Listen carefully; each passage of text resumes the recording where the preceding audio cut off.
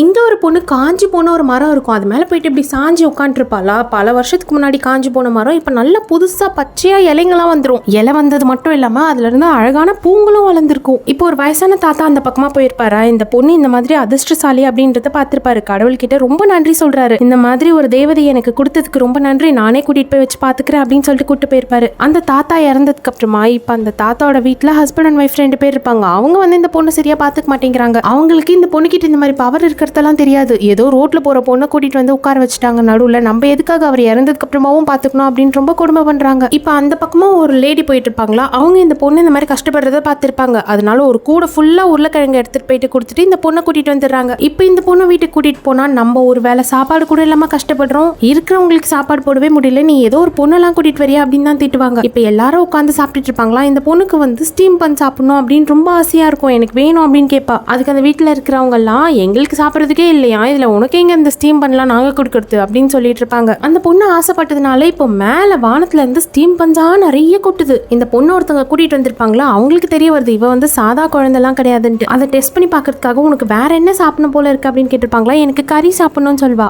சொன்ன உடனே இப்ப அவங்களோட வீட்டுக்குள்ள நிறைய முயலுங்க ஓடி வருது. ஆனா இந்த விஷயம் அந்த குடும்பத்துல இருக்க மத்த யாருக்குமே தெரியல. எங்கேயாச்சும் தெரிஞ்சதுன்னா இந்த பொண்ணு ஏதாச்சும் பண்ணிட போறாங்க அப்படின்றதுனால அது யாருக்கும் சொல்லாமலே வச்சுப்பாங்க. அடுத்த நாள் இப்ப அந்த குட்டி பொண்ணை கூட்டிட்டு இவங்களும் ஊருக்குள்ள போயிருப்பாங்க. அப்போ ஒரு ராணி இருப்பாங்களா. ராணிக்கு வந்து ரொம்ப வருஷங்கள் ஆகியிருக்கும் கல்யாணம் ஆகி, குழந்தையே இல்ல. இந்த பொண்ணு இப்படி பார்த்த உடனே உங்களுக்காக மொத்தமா 5 குழந்தை இந்த யூனிவர்ஸ் கொடுக்கறதுக்காக வெயிட் பண்ணிட்டு இருக்கு. ஆனா ஏதோ ஒரு நெகட்டிவ் ஃபோர்ஸ் உங்களை சுத்தி இருக்கிறதுனால அந்த குழந்தை உங்களுக்குள்ள வரமாட்டேங்குது அப்படின்னு சொல்லியிருப்பா. ஆரம்பத்துல சின்ன பொண்ணு சொல்றதெல்லாம் யாராச்சும் நம்புவாங்களா அப்படின்னு தான் இருந்திருக்கும். ஆனா இப்ப அந்த ராணிக்கு நம்ம பிரச்சனை தீர்ந்தா போதும் அப்படின்னு தான் இருக்கு. அதனால அந்த குட்டி பொண்ணை வீட்டுக்கு கூட்டிட்டு போயிருப்பாங்க. அந்த பொண்ணு மறுபடியும் அவகிட்ட இருக்க மேஜிக் எல்லாம் யூஸ் பண்ணி இந்த இடத்த தோண்டுங்க அப்படின்னு சொல்லியிருப்பாளா. கரெக்டா அதே மாதிரியே தோண்டி பார்த்தா ஏதோ ஒரு சூனியக்கார பொம்மைலாம் இருக்கும். அந்த பொம்மைக்கு மேல இந்த ராணியோட பர்த்டே எழுதியிருக்கும். நிறைய ஊசிங்களெல்லாம் குத்தி வச்சிருப்பாங்க. இவங்க நல்லா இருக்க கூடாது அப்படின்னு நினைச்ச யாரோ தான் மந்திரம் எல்லாம் பண்ணி வீட்டுக்குள்ள ஒரு பொம்மையெல்லாம் புதைச்சு வச்சுட்டு போயிருப்பாங்க. அதை இந்த பொண்ணு சூப்பராகவே கண்டுபிடிச்சு வெளியே எடுத்துருவா.